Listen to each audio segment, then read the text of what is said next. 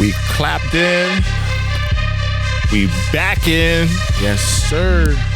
4 times on that ass, y'all. They thought it was a joke thing. 4 times. Episode 4. We are back. They thought it was a joke thing. Hey, man. When they see you dropping every week, they're going to realize. Wait a second. Every week. These brothers are mighty serious about this content thing. Here. They're consistent. These brothers must think there's some kind of media. What's going on here? Media. Multimedia company? What are they doing? That's a lot. That's what I'm saying. Multimedia company is. Multimedia company, because we do a lot.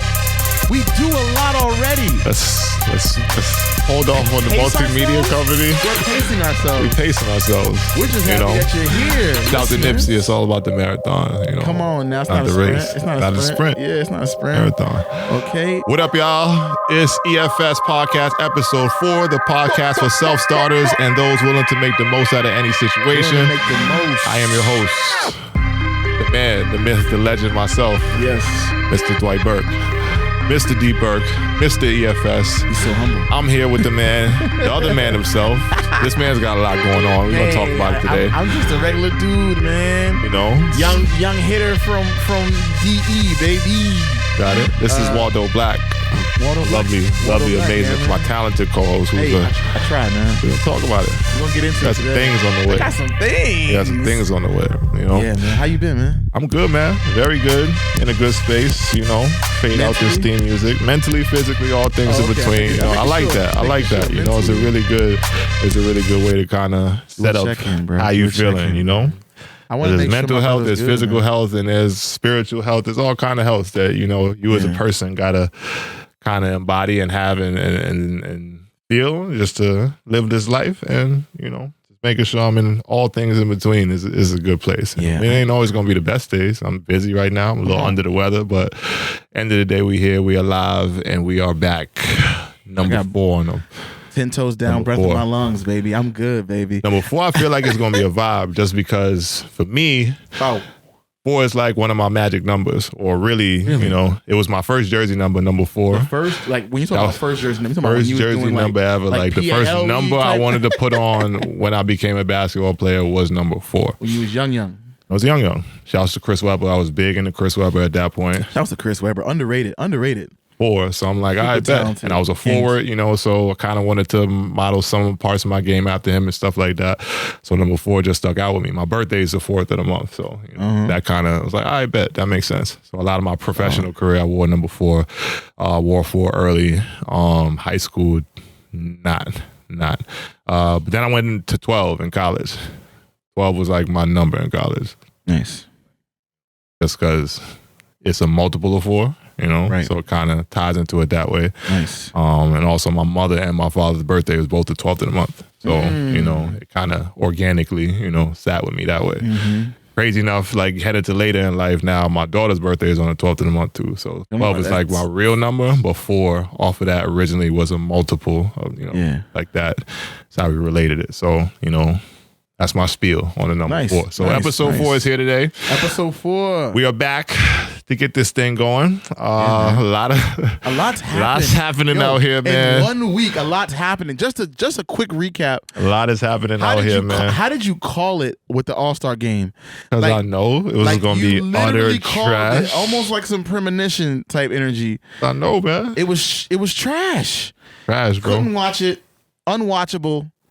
Everyone talked about it already, but I feel like we have to have our due diligence, at least say our piece. Our due diligence? Yeah, like we got. It's old content at this point, but I do understand that, you know, I feel like I have a right and responsibility to talk about some of this bullshit. Yeah, we talked about especially since we talked about it, you know. Early.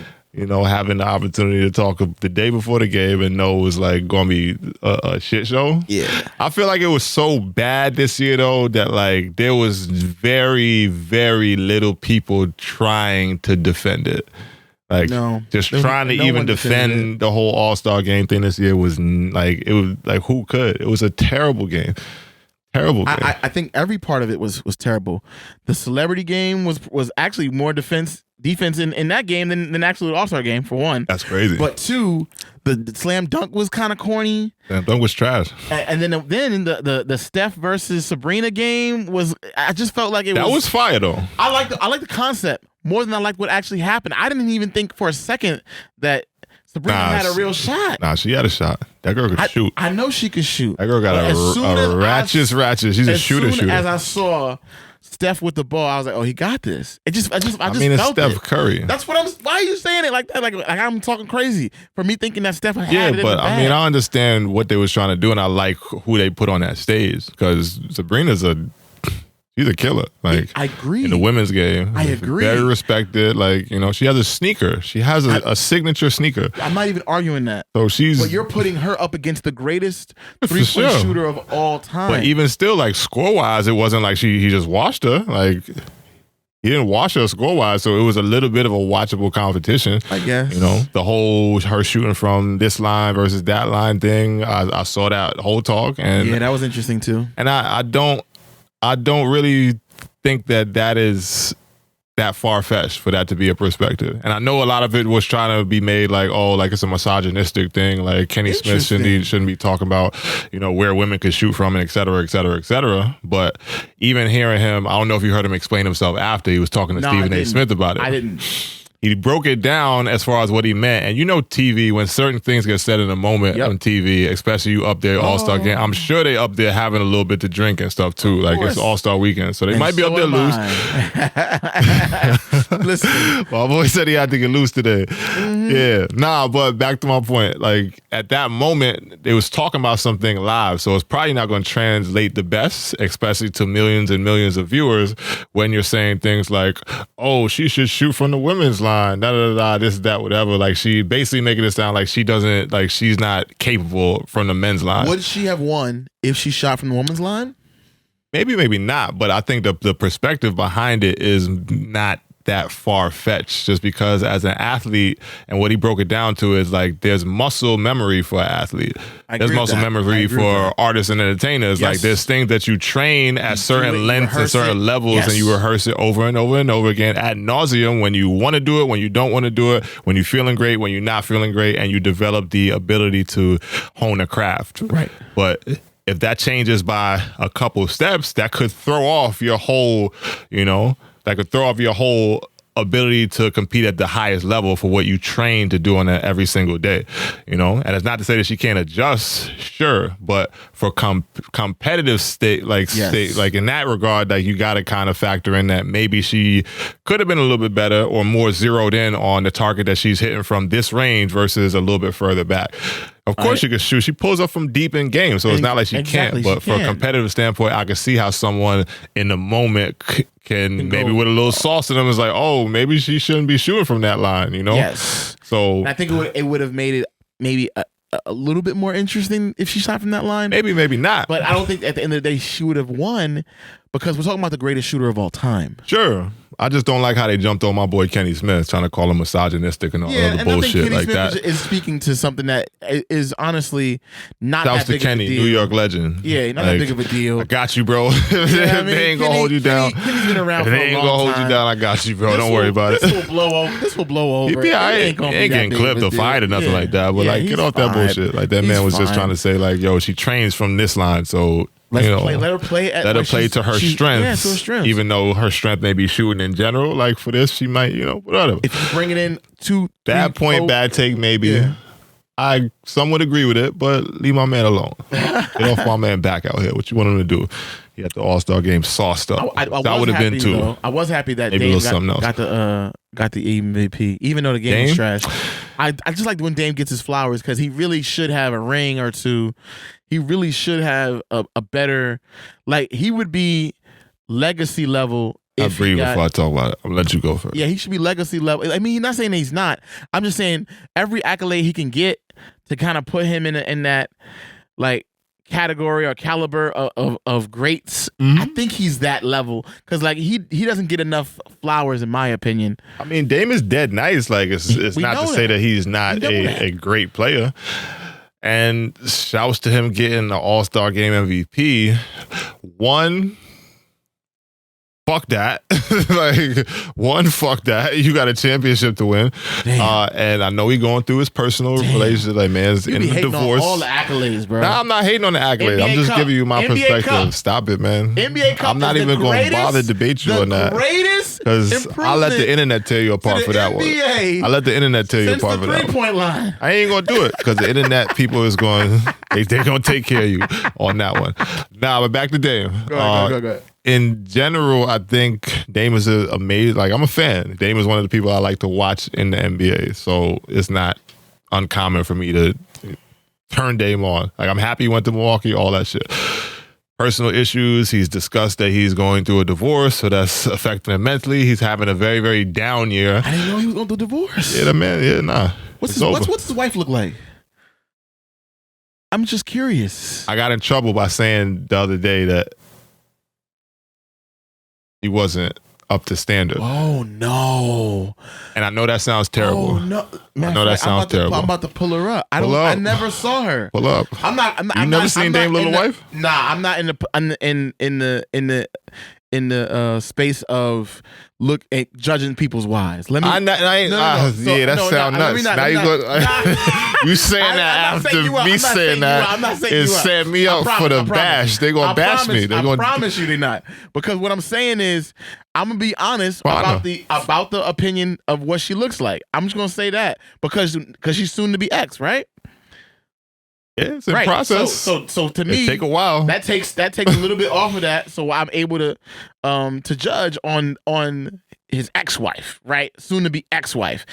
Now, the ex-wife. If they were still going, it's one thing. But now that she's soon to be ex, I think that how you see her? That's her. No, that's not her, is it? Let me see who you're looking at. Give me the phone. That's the joint. Yeah, that's his ex. Nah, I'm put that on the screen when we saw this joint because I did not think. You want me to make that the artwork? Yo, stop. Chill. Hold on. I just thought chill. We want everyone to be happy. No. I'm just giving the real. When I look at her, sometimes people just grow apart. I did not see. Sometimes people just grow apart. But now this one's fire though. Ooh, let me see. Now this one's fire. It's a fire pick. No. I see where he was at with it. No. I see where he was at with it. That's a different Jawn. That's a different Jawn. And that's why I'm like, okay, I get it now. That's a good Jawn. That's a good Jawn. I'm not saying she's not. That's a good Jawn. I'm just saying the picture that's a good Jawn. You mean that's a good joint? Like the picture's a good joint? Or she's No. I'm saying a good family photo of all of them. That's a good Jawn right there. That's a good Jawn. It represents them way better than the other photo did because the other photo had it looking crazy. And I was just like, what's going on? With respect. Want everybody to be happy. Hopefully they grew apart, you know. Well, not hopefully. But hopefully they just grew apart, and that is the reason for their union being, you know, transitioning outward to both of them being I wish single. them both nothing but peace and prosperity. I mean, and I hope the family, you know, co-parents well, all those things. Man. All those things, man. I wish nothing but happiness. Because divorce is hard, man. Divorce is a hard thing. Especially when you're on that platform and you're a higher level, right? You are a star. You are a star. Yeah, so he's attributed off that, you know. He's attributed a lot of some of the struggles he's gone through this year to being like, you know, with mental. And listen, you know. How real you want to get with the pod? Nah, we ain't doing that. We ain't doing that. This is not a platform. Just saying. This platform is. All right. I'm here, baby. I'm here. Whatever you want to do. But either way, you know, outside of everything he's been doing with his personal life, having everything going, it is rough to maintain like a certain level of, and you know, Focus. A lot of people don't want to hear that nowadays because it's just like, you're a ball player, go play, et cetera, et cetera. So I do understand what that mental, struggle can be like. And that's fair. So I do want to shoot him some bail and give him a little bit of grace in that regard, just because, I get it, bro. Like, you're going through a lot. It's a rough time. He's moving across the country. His numbers is not his numbers. He's having one of his worst years since he was injured. Like, this has been like one of the biggest injuries. I can't remember what the injury was, but this is one of his historically worst years. And it's not like he's not doing better than a lot of players in the league, but the team is underperforming. They're not playing that well. They're now starting to get on the road with Doc Rivers and stuff. So I get all the struggles that he's been through. So whole new team, whole new teammate, whole new system. Takes him a while to get it adjusted, all of that. He's averaging 25 points. Yeah, sure. 6.7 assists, and 4.2 rebounds.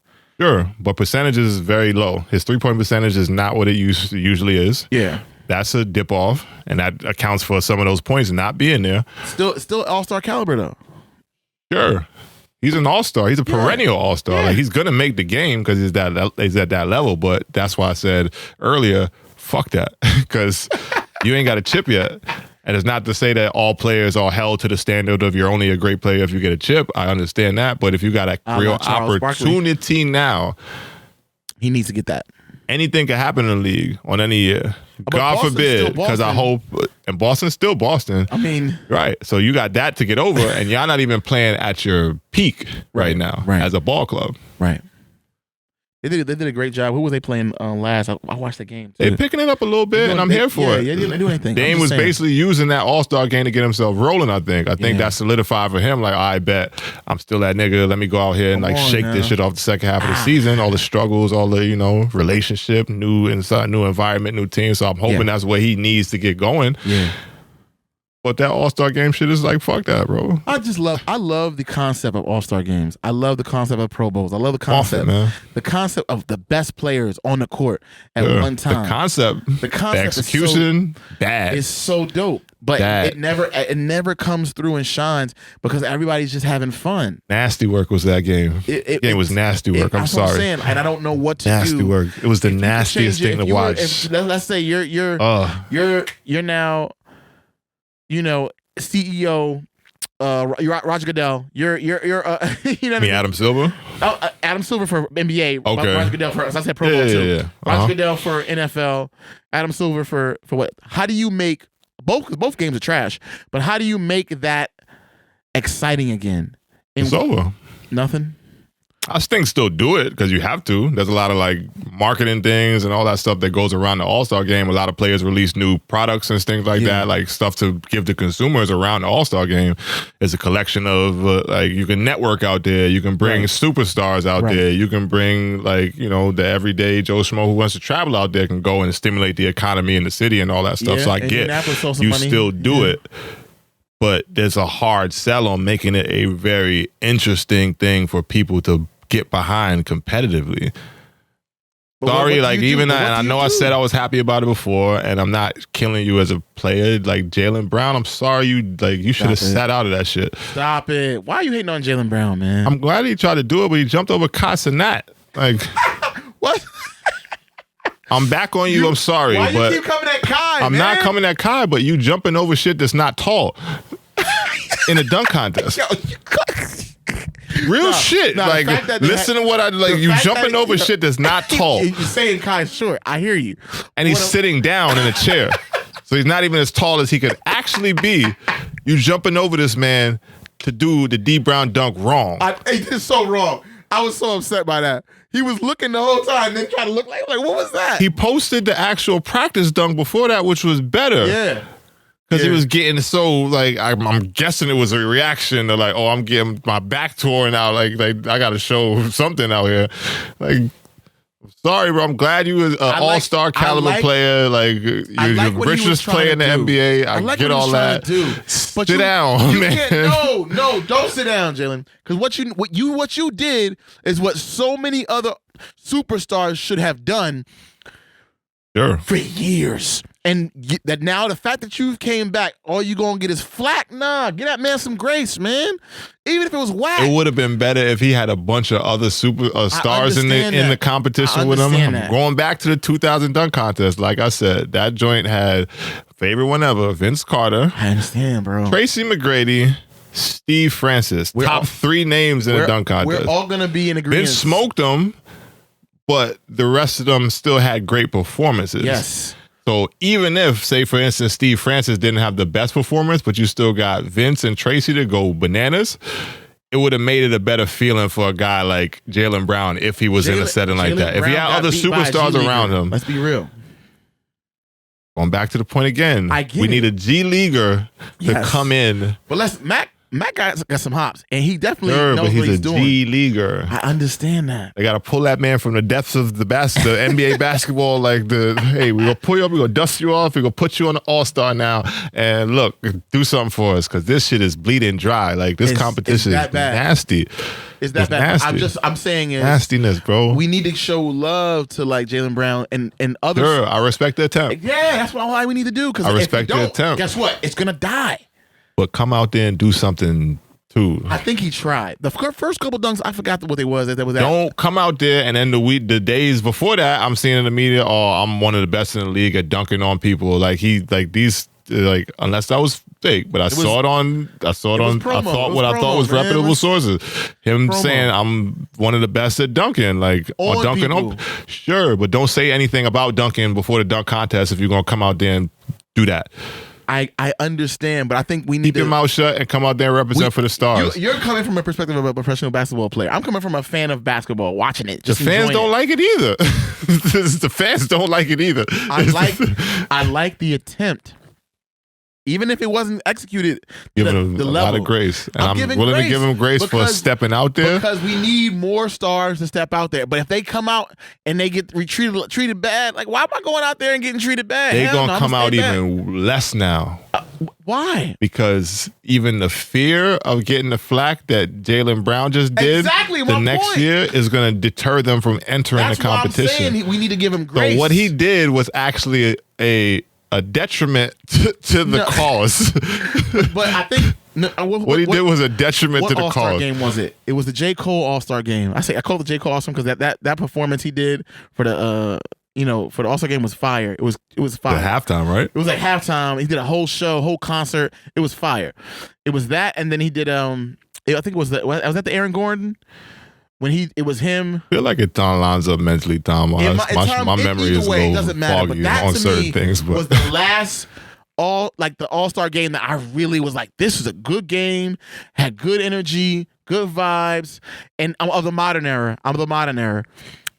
I think that if we go back to that format where we do the quarters and you got to win each quarter, it goes to charity. That worked. With that, man. That worked. I'm not with that to get all these like entitled millionaires to play basketball. Entitled millionaires is crazy. I'm with all that to get all these entitled millionaires to play basketball. Then all right, okay, Adam Silver, what you want to do?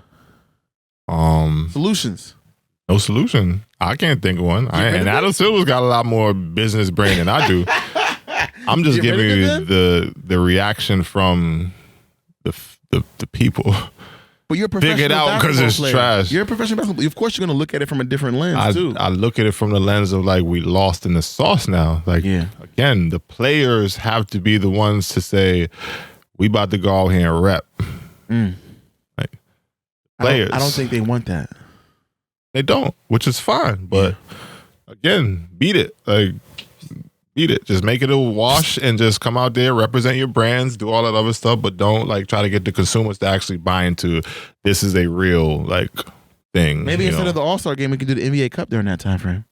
It's too short, and then you got to get everybody to play. Nobody's going to get a break. I'm messing with you, bro. I'm not even responding to it because it's just trollage. Like it's just trollage, and I'm not here. I'm not here for the trollage. We're gonna bring the NBA Cup to its glory. Okay, LeBron. We're gonna talk next year. We're gonna call it the LeBron James NBA Cup Trophy. That's what you do. Make it a legacy thing. Since he's the first one to ever win one. Congrats to LeBron. Yo, what you got? What else you got for us, man? I mean, on the lane of that, since we basketball, I was like, we're gonna keep it here for a second. We're gonna keep it here for a second because outside of the All-Star game, with there still being black on how the game is in general, I saw a very interesting point, and it came from JJ Redick. And I feel him on this. You know, another guy in the content space, another ex-pro in the content space. Pop that 3, JJ. Yeah. So he was saying a way to fix it, and it ties closely to what I've experienced, and I think it's a good fix. Since the scoring and everything is up, and they're saying nobody plays defense anymore, which is, you know, a very valid perspective from a lot of consumers. His point was that you gotta, in order to help that and make games seem a lot more competitive, in a sense that you have to change the rules back to, because right now you understand, like in basketball, in the NBA at least, the big has to leave the paint. Of course. With the 3-second rule on defense. Eliminate that. Take it away. And that instantly changes a lot of the way the game is played right now. So you're saying we're going to remove the 3-second rule. Remove the 3-second rule. And everyone's going to be sitting in the paint the entire time. No, the offense has to get out in 3 seconds, but the defense doesn't. Interesting. Because in the NBA, like with the way the rules are structured, like, you know, the big has to flow. He can't stay in the paint for 3 seconds, which creates all kind of, like, for ball players, like that creates a lot of angles towards the rim. And the way guys is talented and skilled and all that shit now, like, you can create separation enough to get downhill. And if you get downhill with no big, then your options at the rim look a lot better. The bigs are going to, a lot of them have to rotate late because they're reacting to you driving. So that late rotation creates opportunities on the backside. And that's like basketball brain stuff. But either way, that you eliminate that, it changes things now for the league. So my fix, I guess. Oh, there you go. See, that sounds like I tie this back into the All-Star game. JJ, I'm with you. We got to get rid of the defensive 3-second for the rest of basketball history. Wait. That'll save the game right now. Hold on. Are you saying just for the All-Star game? Or are you saying just in general? Get rid of it in general. Wow. Get rid of it in general. That changes the game. Yes. I don't know if I like it. Why not? I don't have a reason yet. I'm just thinking about it. Give me a second. Because you're putting it back into a place where you got to score for real. Yes, but we already all that 50-point shit. Like, ain't gonna be a lot of the, like, he got 50, he got 50, he got 50. Oh, now he scored 50. Oh, he scored 60. He scored 70. Like, take a lot of that shit. Low scoring games out of there right away. Low scoring takes games, a lot of that shit. Or more competitive games. More 3-point shots. Sure, and if you can be one of the better shooting 3-point teams, then great. But as a basketball brain, you also got to understand a lot of the 3-pointers come off of the penetration and driving angles to the basket to create rotations to where you're kicking it out to the backside or kicking it out to the top. And then from there, that's what you see with a lot of the threes in the NBA. That's why LeBron's teams are structured the way they're structured, because LeBron's going to create mad penetration every single game. You're going to have to react to help, so Bron is going to kick it out. If you're a shooter, catch it, shoot it, and make it, which is why the Lakers are struggling right now, because the Lakers are not a good shooting basketball team. Most of LeBron's better team performances has come when people around him can shoot. So I don't have an actual rebuttal. JJ has a great idea. A great point. But does it? And it's not like that in Europe or overseas. Right. So I dealt with that my whole career. Like, you can play zone overseas, like a real zone. Like, your big ain't got to leave the paint, like, if you don't want to. You know? NBA, you kind of got to disguise it a little bit because that rule is still in play, you know? I think it might change the game entirely. And it would cause a lot of... I mean, you can still do pick and rolls. You can still do a few things. You do everything you do in basketball. You got to do it smarter now and more skilled. Yep. Or learn how to score. So you know, historically, do you remember why we took that? We made that rule. Make the game more fast paced, more exciting, and like more of a scorer's game. I think right now people are so tired of it that like something got to happen to keep the fans. Yeah. You know, take it back to a score. And even going back to going back to JJ's point, he did an interview with Luka, and Luka was talking about this shit years ago when he got to the NBA. He said why is it so easy for you to transfer your game from overseas to here and now be such a dominant player? And he was like, he's basically saying the rules here. Yeah. This man is used to winning EuroLeague championships in Europe, where your big guy, he gonna be in the paint. Like, he's gonna challenge you at the rim, and you got to find ways. Not to say that you can't find lanes where you open like across. Like, it happens. Defenses break down, of course. But the fundamental aspect of your big can sit in the paint and deter a lot of that shit that's gonna go on at the rim off of penetrations, off of like just basketball action and stuff. Like, your big can check people in the paint on a help defender. Like, he could. There's a lot of things that go on in the paint, and once the paint opens up, imagine the Victor Wembanyama numbers he would have, the blocks he would have. Stupid, crazy blocks. Stupid.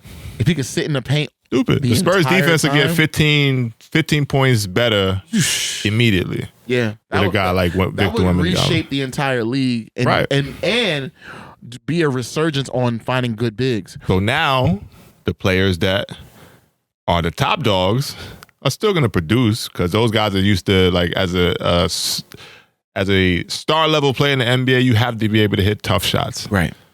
Train for it. But I don't think that'll make the All-Star game better, by the way. Nah, they ain't gonna make the All-Star game that much better, but I think it goes into the conversation. You asked me what to do to fix the All-Star game. This is gonna be something that maybe could fix it. We're gonna see. If the bigs are gonna sit there in the paint and actually play defense, I still don't think anyone on the player side sees the game, All-Star game, as something to really fight for. It's over. All-Star game is done. I'm just trying to fix basketball at this point. Oh, wow. Basketball that's in general. Goal. Yeah, in the best league in the world, when you representing it like garbage to where it's been on a decline, the eyes on the league is so much bigger because there's so much media, but like the perspectives of the league is just, it's not what it used to be on a like players care level.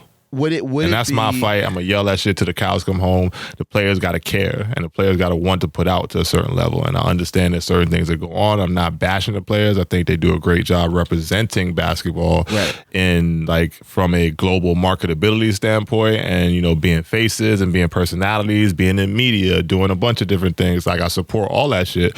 And I just think that the way people look at the NBA right now, outside of it's the best league in the world, because that's where all the best players are. Yeah. I think a lot of it from the reaction for the people think they a bunch of entitled pricks that just don't want to, you know. Yeah.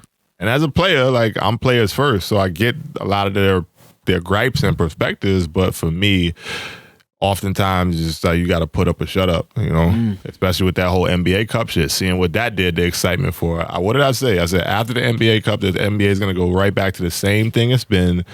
You weren't wrong. Until after the All-Star break. This whole week, we saw the level of competition in the game start to pick up. Crazy. Right after the All-Star game, because now it's playoff seeding time. We know. Like, you have to jockey for position to have your team in the right place to make a real run at the championship. Right. So cool, like, it's picking back up, but I guess you're just going to lose that interest from people right in the middle of the season going forward if the games don't actually look, feel, et cetera, more competitive. So for me, like, that's the easy fix.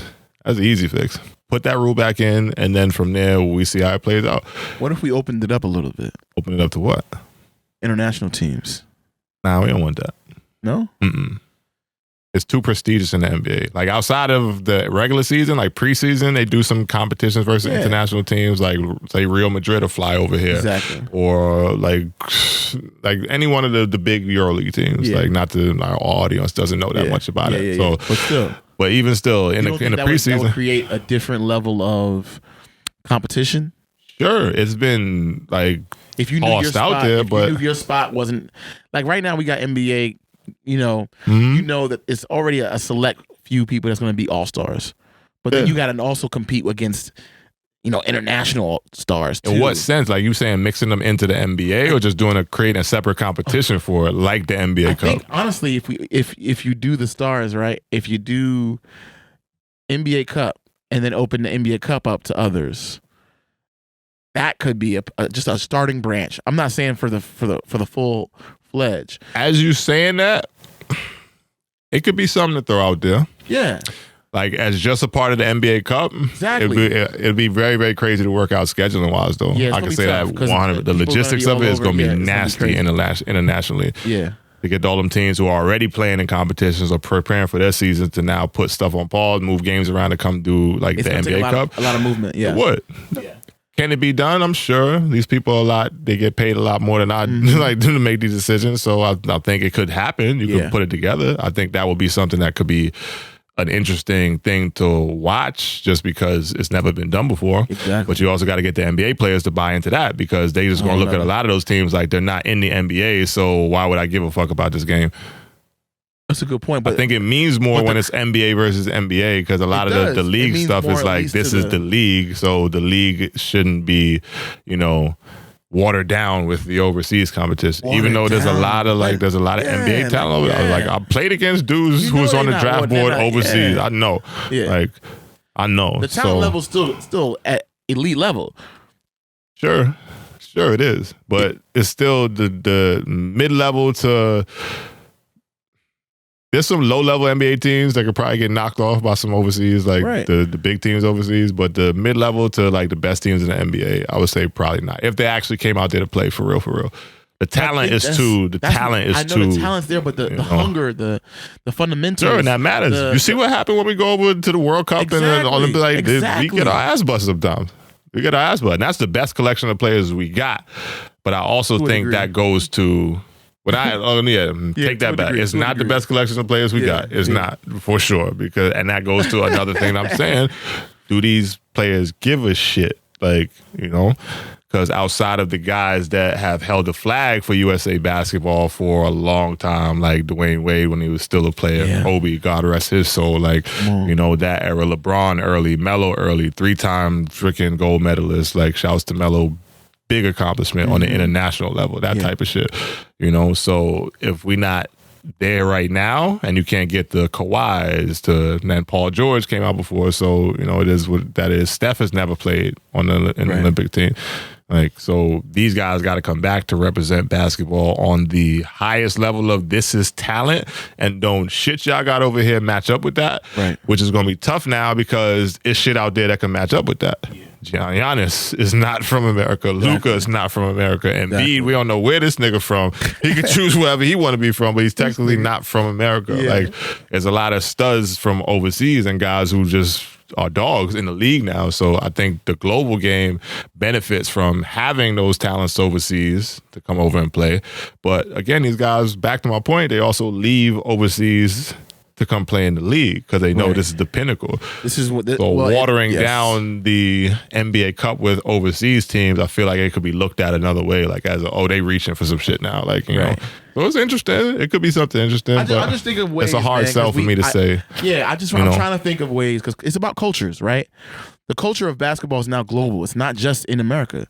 It is. It's part of like you can be black, white, Asian, like Latino, and you're gonna be a part of the basketball and the love of basketball, right? No doubt. And I just want to make sure we can try to encompass that in a way. And I think whether it's the Cup, whether it's All-Star Game, whatever it is, inviting people from overseas can only make the tapestry of basketball better. That's my thought. It can if it doesn't have a detrimental effect by the quality of the consumer who's like not interested in it. Because the thing is, a lot of Americans know American basketball. Yes. Like the hoopers know, like, all right, like it's dogs out there in Turkey, it's dogs out there in Lithuania, like it's guys coming from all different countries to play in the league, so they kind of understand, like, oh, there are players out there. Yep. But the fan, how do you make them care?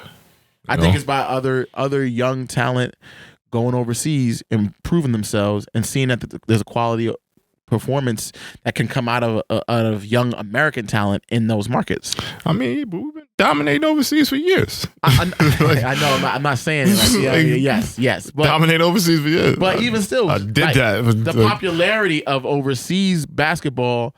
I like. I'll even take J. Cole when he went overseas for a little bit. Africa and played. Africa.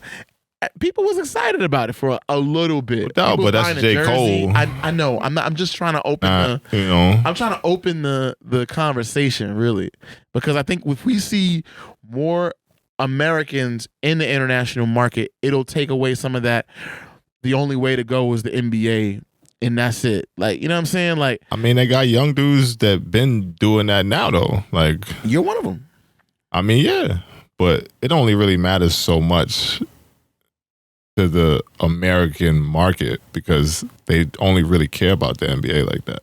Damn. When I have to explain what it's like to play overseas to someone here because they don't know shit about it, then it's a different talk than, oh, you went over there, I saw you played and this is that. Like, you know, it's global, but it's still like compartmentalized a little bit to where there's people who move within it, but people outside of it look at it like, this is the one league I know because this is all they show me on TV, and outside of this, I don't know shit else. Right. Other than when one of the teams comes over to play an NBA team in the preseason. So it's a hard sell. It's a hard sell. But we can't fix the NBA. Sorry, Adam. Can't fix the NBA. Sorry, that's your job, bro. I'm sorry. You get paid a lot more than I do to do that. I don't even get like this is not really, you know, I mean? You got a lucrative job, man. Listen, enjoy You're really great at innovating. Shouts to you. Figure it out. You gotta fix it. Fix it. Tired of watching the All-Star game. Tired of watching the All-Star game. And shouts to the playoff runs and stuff that's coming up because now things are really going to get exciting. But I'm also tired of the league from October to February. You already fixed that, though. Yeah, we can fix that. Listen to me, man. Take away that rule. Nah, shouts to us because EFS podcast has a resounding vote for taking away the defensive 3-second rule in the NBA. It was good. It was like I was like, you know what? It might work. It might work. Yeah, make them play a little bit more. More defense. We'll see. Off that though, man, because there's other things going on out here, and there's some interesting topics. Some interesting topics to get to. What's up? Your boy. What's up, my boy? Who's my boy? The boy, man. They did my boy dirty the other day. Who's my boy? Hold on. Football player. Oh.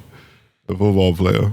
You want to roll it out for him? That's how you fix it. That's how you fix the NBA. Let them fight. Let niggas get jumped. Yeah, MMA that shit. Turn into an MMA fight before and after the game. Oh, you got this one? Roll it out for him, man. All right, so Cam Newton. Man. You know what I'm saying?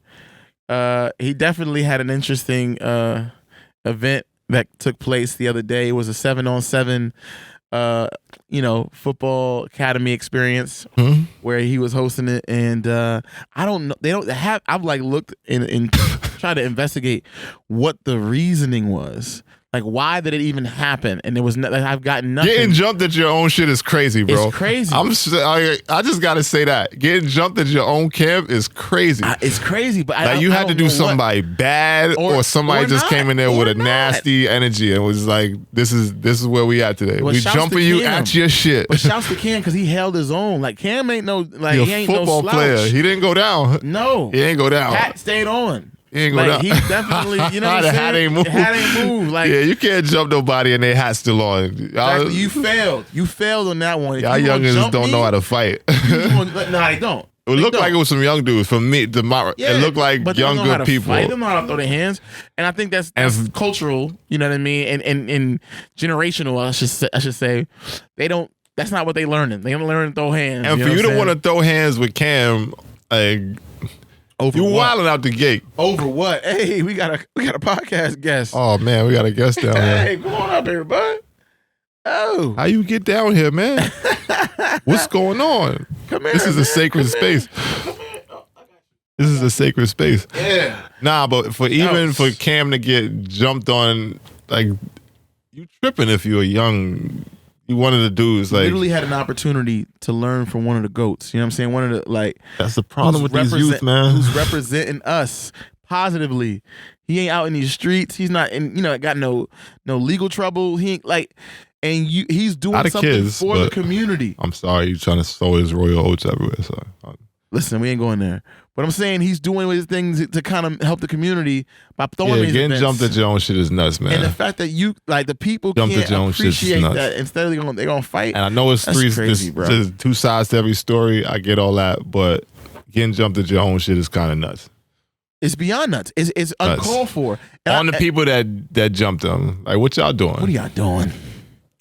Dumbass kids, like it's not. If there was kids, because I still haven't seen reports on who the individuals actually were. They looked a little bit young, and to me, if you're gonna pull that and you try to jump them and the hat still stay on, you look stupid.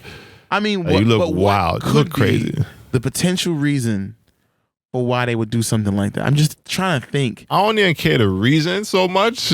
I'm really just like, y'all wildin'. Of course. Learn how to act in the right scenarios and settings. Like, and again, I don't know what happened. Hopefully, it wasn't no situation to where they was warranted in whooping his ass or trying to whoop his ass, because they ain't succeed. They ain't succeed. No, but even just again, the attempt at, like, he's an NFL player, like a good NFL player. That man has been at the bottom of a lot of piles. Pause. By grown men, very strong men taking him down. He's learned how to take contact. Yeah. But my question is, learn how to take contact. Do you think he would do it again? Oh yeah, you got to do that again. 7-on-7 camp? Yeah. Would you? Nah. Would you keep it going? Hell yeah. Interesting. You just got to screen better. You got to do whatever better with your team, your security, all that, to make sure ain't no riffraff coming in there on no bullshit. Okay. Coming to jump me at my event, or whether it was someone coming there to jump him or something transpiring while they were there that led to that. Yeah. Like, nah, we ain't even inviting that kind of bullshit up here. Right. We tightening this thing up. I'm going to keep doing it because the purpose of it outweighs the bullshit that went on or what happened. That came out of it. Yeah. I agree with that. I would definitely. Purpose of it outweighs all of that. So, like, for them to come in there and do that to that man, I mean, shouts to, again, like, bro, I'm sure, I don't know if he lifts still, like, bro, he's fit. For you to he's still for you to hold it down like that as an older guy who's not exactly an active athlete anymore, shouts to you, man. That means whatever you're doing works, because they couldn't get you down. You had the one young boy like this, you had him gripped up, the other ones was coming, like, bro, you held your own. You got mad squabbles, boy. Shouts to I think if Cam had an opportunity, he'd be on the team tomorrow. I mean, really? We just talk about super athlete versus the regular human. I don't know what Cam's ability is like right now. Like, I have been a person to throw out there, hey, I am washed. Will I wash some of you everyday individuals right now still? 100%. Right. And I ain't even talking fight. I'm talking on a basketball sense. That's because I'm just used to a different level. I think he'll be able to hop on a team. But he on the other thing. I don't think he playing. He's on the like media and like he's, you know, he got a kid on the way. Shouts to Watch Jazzy, you know. I'm just saying, like, he's a talent, and I think he can come back in this league if he really wanted to. Yeah, if his interest was that. I don't know if that is his actual interest. I'm just talking about the way you was like handle himself. You handled it, bro. The memes was crazy. The memes was crazy out there after that one. So shouts to you, Cam. Let these young niggas come in there and put you on the ground, man. Shouts to you for holding it down for yourself. Salute for yourself. One time. All right. Next up, man. As we go through this current shit, did you see A-Rod out there? No. You didn't see A-Rod? What's going on, A-Rod? They didn't understand that the man actually comes from a culture that has melanin, and they say that a lot of crazy shit. What they say? He's involved with the Minnesota Timberwolves, so he was at the game, and they was interviewing, speaking to him, and they basically his skin was a lot darker than what people was used to seeing him. Really? Yeah. Now I gotta let you see it, because I'm pulling it up right now. I gotta let you see it.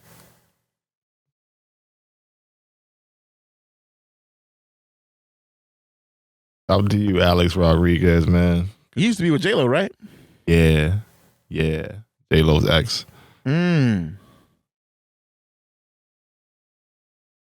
Ex. Oh, I'm seeing it. No, I'm seeing it. See it. Oh, wow. Yeah, he looked like, yeah, my boy looked nuts out there. A-Rod. He looked nuts for... Mr. Jawn, I'm looking at, yeah. That's him. So he was at the game. See, this is like that. When it comes to, like I was talking earlier, culture, man. It comes to culture, man. But he's Dominican. Yes. Which he had to come out there and tell the people an explanation and say, hey, I'm Dominican, so I was on vacation and I fell asleep in the sun. Oh, that's what he said? Yeah. Whether that's, hopefully that is what happened and you ain't using no kind of skin enhancements. I would hope not. I would hope not too. Because, it's nothing wrong. He looks fine. He looks like he's just, Internet went crazy with it, man. Afro-Latino. Exactly. Yeah. Exactly. I don't see nothing wrong with the skin color, but I know why people react. They let the melanin come out of them and they went crazy out there. That melanin get in there, and next thing you know, who is this? What is this? That was the melanin though, man. Because for you to be that light on a natural, on a normal basis, for you to be that light, and for you to fall asleep in the sun on vacation and come back looking like he light skin on it every day, but this was definitely like I definitely see it. But I think it's problematic that it's even a story though. Sometimes I think we react to stuff so like society wise when we see it's crazy. Things, where is it at? Like, here's his explanation. We gotta hear it, man. Yeah, let me hear something. But I am Dominican, and I went on vacation, and I fell asleep in the sun. So everybody calm down. Tranquilito, suavecito. Tranquilito. Yeah. So he came out. I am Dominican. He's black. And I felt like, you know what I'm saying? He's black. I am Dominican. I fell asleep in the sun. Cool out there, people. Cool out, man. Relax. I think people be over exaggerating stuff, man. He looked kind of crazy. He did look crazy. From how you used to see him. I did not expect him to look look like a that. burnt ass almond. He looked so dark. I was like, what the? Right. But again, shouts to melanin, because for you to be that light on a normal basis, like pop out looking like that. Pop out looking like, okay. Yeah, like Martin Luther King or something. I was looking at him like, wait a second here. And that suit was you in the everything. rights movement? Like, honestly, him, it's the color too. It looks like he's like orange a little bit. That's bro. I'm telling you, that sun, sun nap. That burnt sienna. That sun nap. That burnt sienna. He like burnt Because you know when you tanning and shit, it's he's like, talking to Stephen A. He's talking to Stephen A. Damn, him and Stephen A is like the same. Yeah. Yeah, he got a lot more shine than Stephen too. Exactly. So I'm saying, like, got a lot more shine than Steve. Damn, Steve, you got to go on vacation and fall asleep now.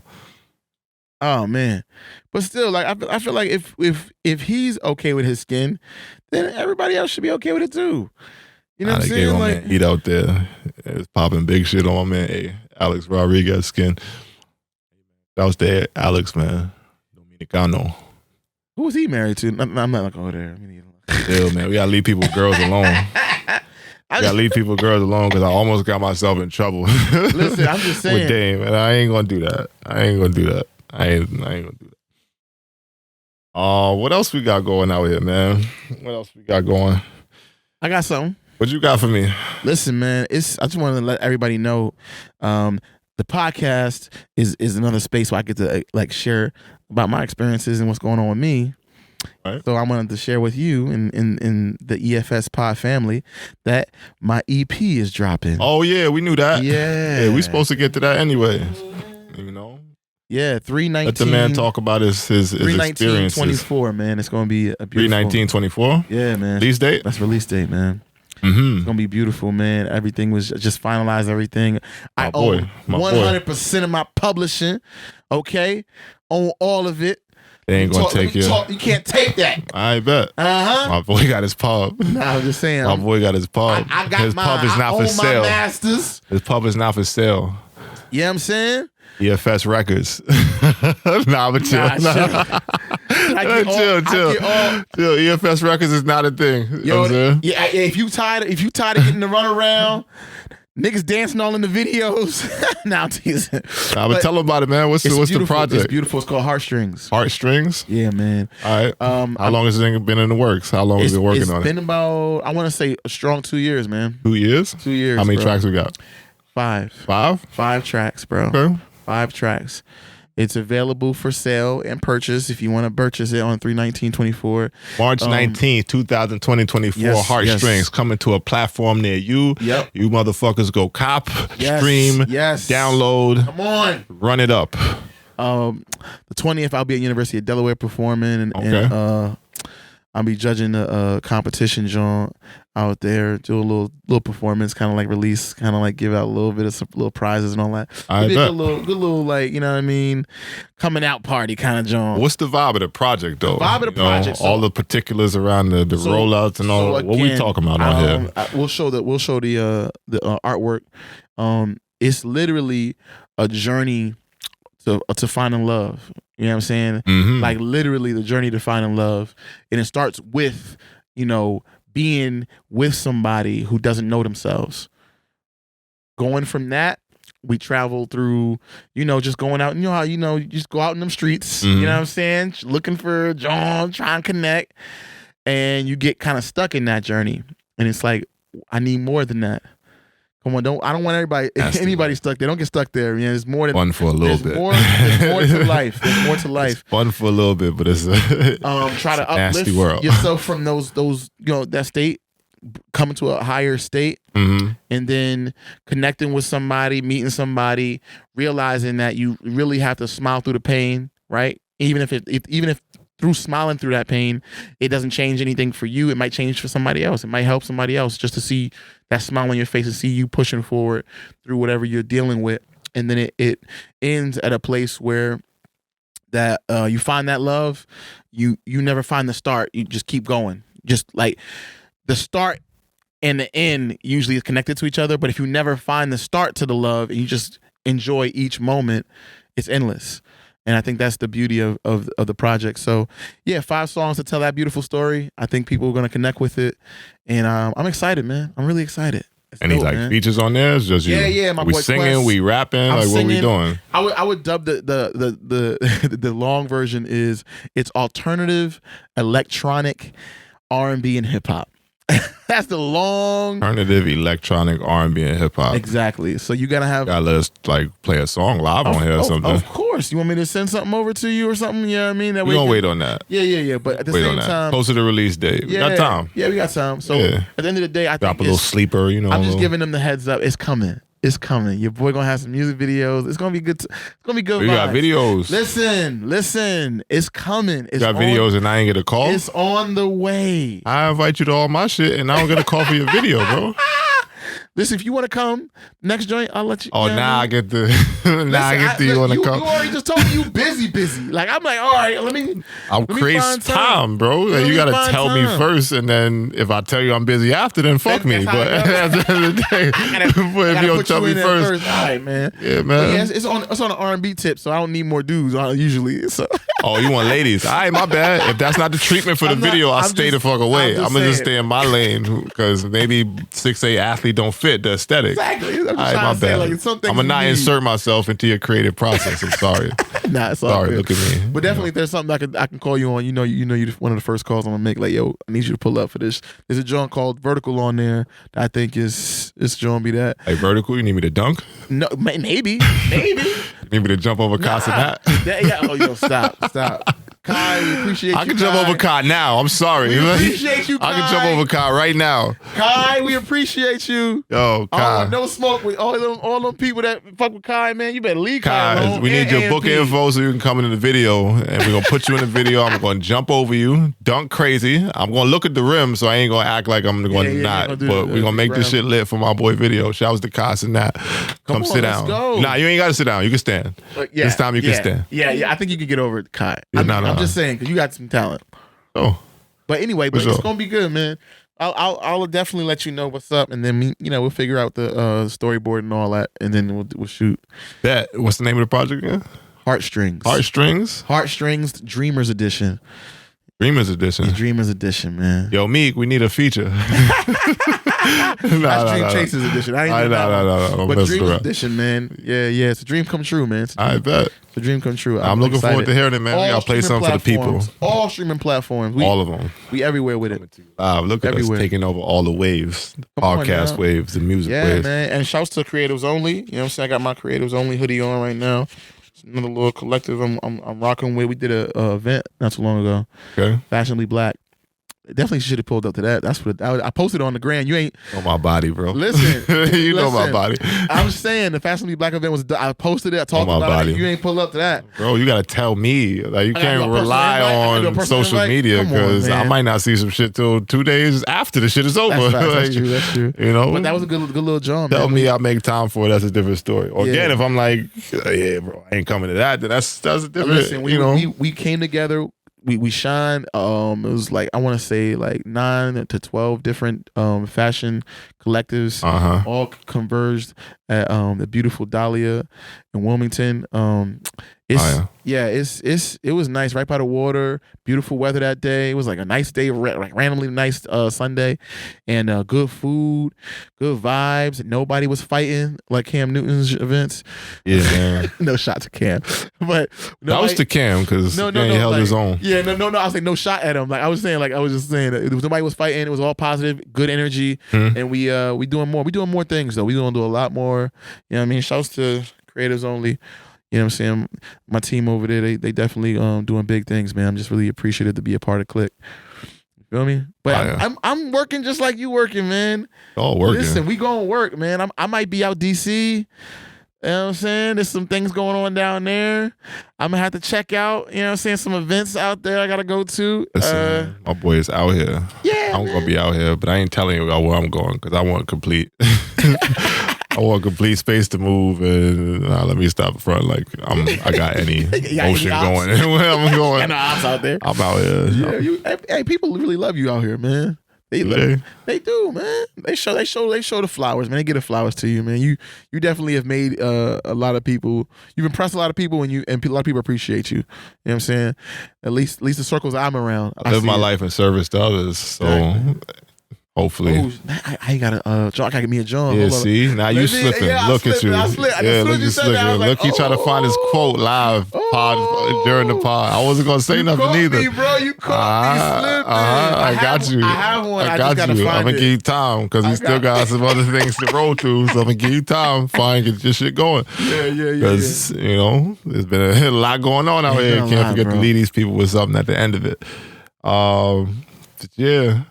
Shouts for the music and all that, so we can get to that. Now we should play something for the people though. When we get a little bit closer to release day. Yeah. I got a couple of drinks I think that people will really rock with. So I'll play them. Yeah, just let one rock, bro. Just one, the staple one, the one that's gonna be the first. Yeah, there's only 5, so you don't want to play. You know, I'll play them all, man. If they want to have a listening party with us.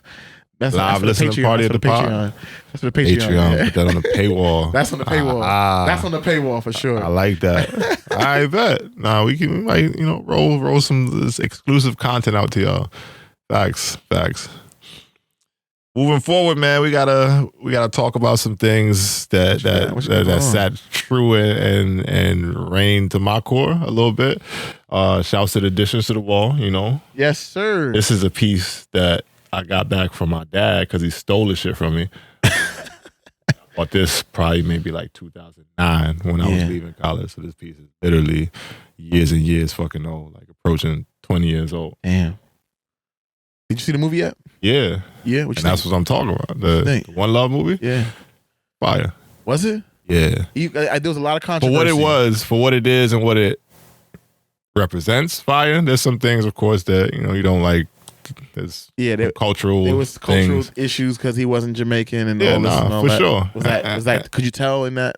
I mean, yeah. Yeah, but it's still coming from like my family. My family ain't from the Caribbean island, so the authenticness of that, like I've experienced throughout my whole life. Like I know what the Jamaican accent and how they talk and all that sounds like, but for a representing who he was on a grand scale to the world in a release like that. Right. I think they did a good job for what they could. You know? And in the movie, I haven't looked up the whole cast, but I'm pretty sure there was some of the people that did a lot of speaking on there that was actually Jamaican. Yeah. And represented well, because the story is, I don't know if you know a lot about Bob, and I'm Bob to the core. My daughter's name's Marley, just because Bob means that much symbolically within my own upbringing. Right. But the story, I went into it not really knowing what it was going to be outside of the previews and stuff like that. Yeah. So I didn't look at none of the synopsises and et cetera, that they put out there from people who saw. Like I just went, I'm like, all right, whatever. I took my daughter to see it, and then from there, I didn't realize initially that it was gonna be like that Bob is already kind of Bob. It wasn't like a biopic of his upbringing or nothing like that. Yeah. They did tie back to his youth throughout the flick, but the flick starts. Spoiler alert for anyone who hasn't gone to see it yet. So if you want to go see the movie, fast forward or just do what you got to do. Skip this part. But the story starts off in the midst of the days before Bob ended up getting shot. Right. you know, and like painting a picture of that story of what was happening politically in Jamaica at that point. The two political parties at odds with each other was led to like a lot of violence and stuff in the streets. So he was playing a peace concert, which he's done multiple times, and they kind of touched back on that because he went back to Jamaica to do it later. A peace concert that there was basically like there was a lot of tension around it. Right. So he ended up getting hit. Him and his manager actually ended up getting shot right before the show. He still went out there and performed anyway as a way to say, you know, tying back to even that Cam Newton shit, like you still got to do it because what it represents is bigger than, you know, whatever happened around it. So this man literally got shot, went out there the next day and performed, like out the hospital. I'm like, I got to get to the show. Right. You know, perform. And then ended up leaving Jamaica because at that point it's hot. Like I got shot, I still pulled it off, but I'm out of here for a little bit. Like I'm not fucking with this shit. So it kind of goes into how his career skyrocketed from there. Right. Like the musical journey that he was on, like the people that he was working with, the environment, the settings, and like the trials and tribulations of everything he was going through, family-wise and all that. And it was a dope flick. Like it was a dope flick just to see. Now you should. You definitely should check it out. How long is it? It's a good, strong 2 hours. Okay. Good, strong 2 hours. Just around 2. That's light, actually. Think about it. For movies nowadays, it's light. But it was a good flick, man. I really enjoyed it, you know. And shout out to that. It came close to heart this time. So I wanted to talk about it on the pod. If you haven't seen the One Love flick, I know it's been getting a lot of flack. But, I mean, just for understanding who Bob Marley was as a person, I think they did a pretty good job, you know. And I've seen documentaries, like, again, like I've studied Bob for a lot of my life, you know. So I think that having his family a part of the production of the project made for a realer experience and even offer some shit that I didn't even know about Bob, you know. And that only really comes from the family being involved with it, you know. So I think that was in Delaware too. He lived out in Delaware for a little bit. They talked about that. He sent his family up here, like, you know, his wife was here having phone conversations with him. He wasn't actually here in the photo. I mean, in the movie, excuse me. But they really tied into that, like, yo, because when he left Jamaica, he's like, yo, send the kids up to Wilmington, like, we gotta go to he went to England at that point, like the UK. So the family was here for a lot of his like rise, but then he ended up flying his wife out there to be with him as he was creating his new album, which ended up skyrocketing him and all that other shit. Yeah. Great painting of the actual, you know, life of him from where they picked up and tied back to his like youth. It was a good flick, man. Can't wait to see it then. I gotta check it out, man. Yeah, for sure. For sure. You know. That ain't the only addition to the wall. I don't know if you know. Nah, for sure. You right behind. Hey. Right behind. We filling out the space a little bit more. I like how it's coming along. Got a lot of staple pieces up there. That is a great shot of me, like 15 centimeters off the ground. So you can't jump over Casanat is what you're saying. You really frying God. Nah, but I love this shot. It was in the moment I was performing at University of Delaware at the Bob Carpenter Center. And he going back to tear that shit down next time. Hey, man, you know what I'm saying? Like, this is what right after the EP drop. Watch my boy. 20 centimeters off the ground this time. 20 centimeters? I think I was coming down in this shot, but still. You got both feet up. Oh, both feet are up. Both feet is up in the air. I was coming down for sure. But it was definitely one of those moments that was like crazy lit. And I love the energy in the shot, even though you can't see my face or anything like that. But it's a dope shot. That's a fire shot, man. Of just, you know. The artwork, I just want to be on the pieces wall. We got going up at there. some point. I mean, I would like to be, you know, recognized on the level of some of the great minds you have on this wall. You know what I'm saying? Like, it's nothing but legends up there. Legends up there, man. So I'm grateful to Black legends. I'm grateful to be on this wall, but I do believe that I got some work to do. I'm more legends I can get up there, but we only got so much space. No, I love it, man. It's very, it's very thoughtful decor in here. I have a recommendation. We need some female energy on the wall. That's the only thing I want to just add. Just a little female energy. Just a little female energy. That's all I'm saying. I got a few I can go to. Yeah, but, you know, that's for another conversation, another time. Yes, it's just a lot of militant females that I know that historically that I would love to throw on the wall. You know, represent a different kind of thing. Because for me, the space is all stuff that I felt has been organic to my upbringing. Like even on the like political, spiritual, like, you know, in that lane. So, and a lot of, again, just dope people. got athletes, we got musicians, we got political, like really fought and struggled, like, activists and stuff. So right. Dope space, man. Glad we here. Glad we here to keep on rolling out content for the people. I think we went through a lot today, so we both tired. We both busy. Tired we both tired as hell and busy as hell. I'm still out here recovering from whatever the hell I got from all these people around me being sick as hell. It's sick season. It's like that one little wave before the weather heat up that everybody just gets sick. Everybody gets sick like twice. As soon as there's a change in the weather, me not so much, but when the weather changes from summertime to cold to winter, everybody gets sick once, and there's a whole new wave of people that's like the February, March sick. And y'all motherfuckers is making my life terrible right now. Because I don't normally get too sick, but I know when I'm ingesting some things that don't feel right in my body, we got to work it out because we don't keep moving and eat right. Eat right. Proper food, proper nutrition, proper intake of micronutrients, vitamins, minerals, and all that will definitely keep your immune system strong throughout this point. So that's my shining endorsement to all the Michelin men to get y'all asses moving again. Here we go to the hashtag Michelin men. Hashtag Michelin men. Am I making merch? Damn, that just hit me. Hey. The Michelin Men merch. Michelin Men merch? Yeah. Yeah, that'd be fire. It might. We might have to figure out how we're going to cover whole conversation with Michelin. we might. Just like that, we're gonna wrap that. We're gonna wrap that whole thing up. No, they're gonna come after me and shut down everything before we even get started. Before we get started, we have to have a conversation about how we're gonna make that legally right. But still, I like that idea. We out here, man. Episode 4 is coming to a conclusion. We just had the freaking dog yak on the couch, so now we got to take a second to clean that up. Because we're going to keep everything raw and organic over here, y'all. This is real. We're not fraud. Who expects their dog to come down there and yak on the couch in the middle of episode 4, bro? Yo! 4. What are you doing out here? Like, he definitely went crazy. The audio listeners, like y'all can't see this. YouTube, I'm hoping we can't see that on camera. I don't know if you can see it. Either way, listen, man, he went crazy. He yacked. So we out of here. You got your quote? Let me get the quote off. Oh, man. you got one pulled up. There we go. I went MLK, man. You can't go wrong with MLK. Life's persistent and most urgent question is, what are you doing for others? Okay. Life's persistent and most urgent question is, what are you doing for others? Man, as you listen to this pod, man, just ask yourself, what are you doing for others, man? Are you doing out here, man? You know what I'm saying? Are you out here? What are you doing with yourselves? Remember the guy from Everest College? Remember the guy from Everest College? You got a job? You ain't got a career? What are you doing with yourself, man? Sign up for Everest College. He'll be all in the camera too.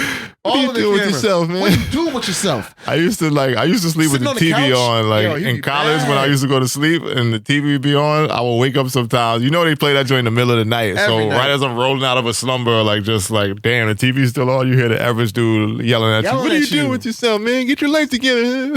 Yeah, he was. I wonder what he's doing now. Damn, what is the Everest College man doing right now? What is he doing with his life? What is he doing with himself? Exactly. I just want to know. That's a crazy question. We're gonna figure that out. We gotta find the Everest guy, y'all. Everest, what are you doing with yourself, man? We gotta find the Everest guy. Yeah, that'd be crazy. But yeah, man, what are you doing for others? That's really the question. And thanks, man. Just keep asking yourself that. Keep trying to do more for others, man. That's the center of the message of this episode, I think. You know what I'm saying? Love on everyone. Love on each other. Yeah. Support each other. Yes.